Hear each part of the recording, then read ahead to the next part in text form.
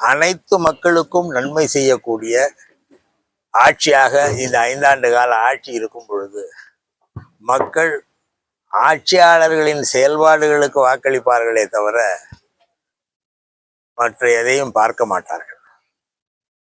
எனவே யார் எங்கு நின்றாலும் எங்களுக்கு கவலை இல்லை.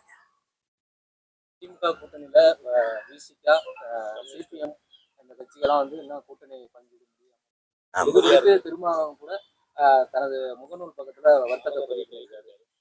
அதெல்லாம் இன்னும் இன்று வரை எங்களுடைய கட்சியின் வேட்பாளர்கள் நேர்காணல் நடைபெற்றுக் கொண்டிருக்கிறது.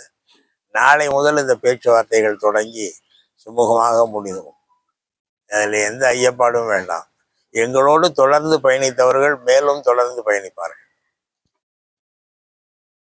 கூடுதல் சீட்டு வேணும் அப்படின்னு கேட்டுட்டு இருக்காங்க. அது இயல்பு, அதில் தவறு கிடையாது.